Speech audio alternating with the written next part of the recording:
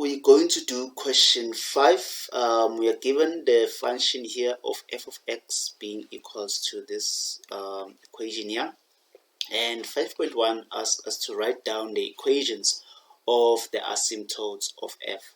So looking at this equation, we can tell that the vertical asymptote is equals to 1 and the horizontal asymptote is equals to minus 1.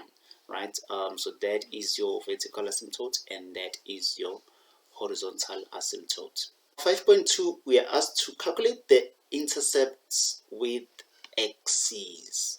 Right, so you have your f of x being equals to minus 2 over x minus 1 minus 1. So you're going to calculate your intercept, your x-intercept, when y is equals to 0, right? So where does y equate to 0, so it's going to be 0.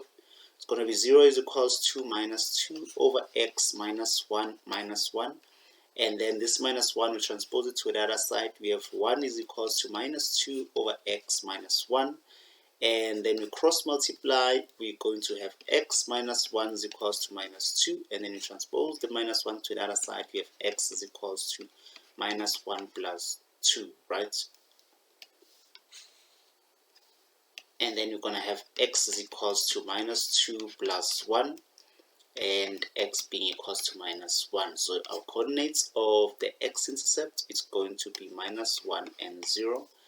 And now to find the y-intercept when x is 0, so it's y-intercept when x is equals to 0. So we're just going to put 0 there.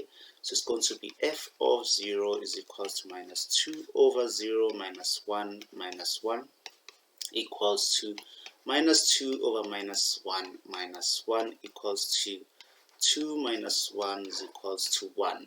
So our y-intercept coordinates going to be 0 and 1. So these are our x and y intercepts.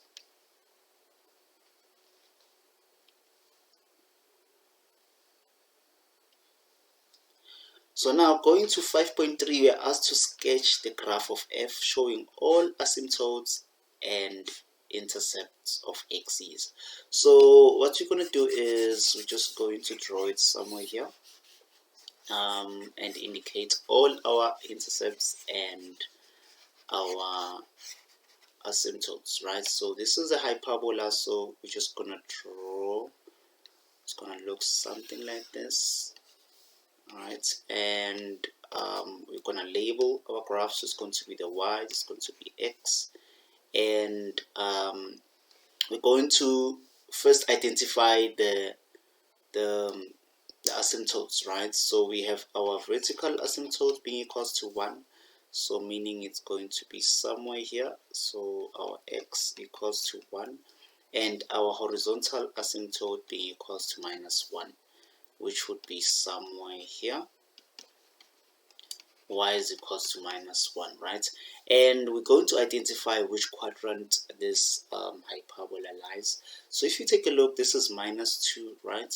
So a is equals to minus 2, meaning a is less than 0. So when a is less than 0, our graph lies in the second quadrant and fourth quadrant. So we know it's going to lie in the second and fourth quadrant. But before we do that, we need to indicate our intercepts. This is our x-intercept where y is 0, so x is minus 1 here, and then so let me just indicate the coordinates. It's minus 1 and 0, and then we have this intercept where x is 0 but y is 1, right? So which would be somewhere here where x is 0, y is 1, and then we draw our graph. So it's gonna look something like this, not touching our asymptotes, going to move like this, and another one would be somewhere here. So this is our graph of f. Now in 5.4 we are asked to determine the equation of the axes of symmetry of f with a negative gradient. So the axis of symmetry of this graph here, the negative 1 is this straight line. It passes through here. So this would be the negative axis of symmetry. It's decreasing, right? Let me remove this. So this is a decreasing axis of symmetry of this hyperbola, where our m is equals to -1, right? So to find the equation, remember that it passes through the origin of the asymptote. So the coordinates of the asymptotes being our x being equals to 1 and our y being equals to -1. So to find the equation, we're going to first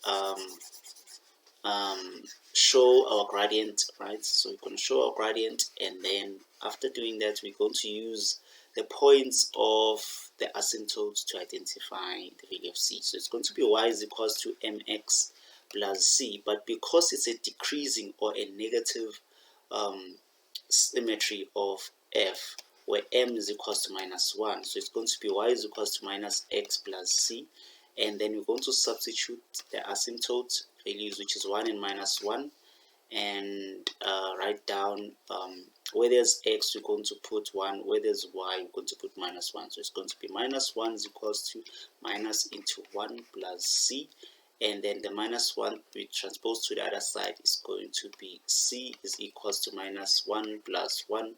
So c is equals to 0, right?